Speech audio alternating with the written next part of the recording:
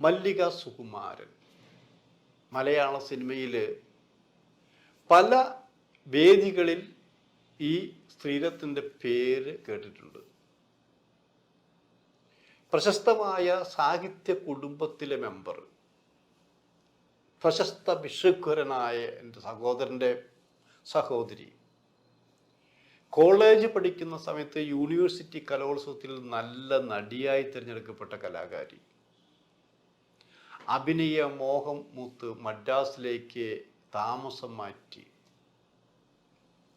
കുറേ നല്ല സിനിമകളിൽ അഭിനയിച്ചു. അതിനിടയിൽ നടൻ സുകുമാരനുമായിട്ട് വിവാഹം കഴിച്ചു. അവിടെ നിന്നാണ് മല്ലിക സുകുമാരൻ്റെ പേര് വേറൊരു രീതിയിലായത്. അവിടെ അഭിനയം നിർത്തുന്നു, വലിയ കുടുംബിനിയാകുന്നു, സുകുമാരൻ്റെ എല്ലാമാകുന്നു, 2 കുട്ടികളുടെ അമ്മയാകുന്നു. അഭിനയം അവർ വേണ്ടെന്ന് വെച്ചു എന്നുള്ളതാണ്.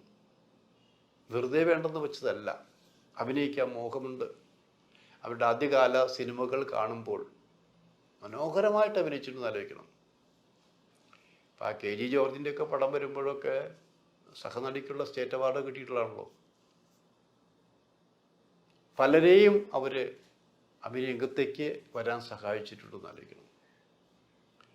പക്ഷെ ഒരു ജീവിതം വിലപ്പെട്ടു തന്നെയാണ്. ശരിക്കും സുകുമാരൻ്റെ ഭാര്യയായി തീർന്നതിന് ശേഷം മല്ലികയ്ക്കൊരു വേറെ നല്ലൊരു ഇമേജാണ് വന്നിട്ട്. പക്വതയാർന്ന ഒരു കുടുംബിനി ഭാര്യ.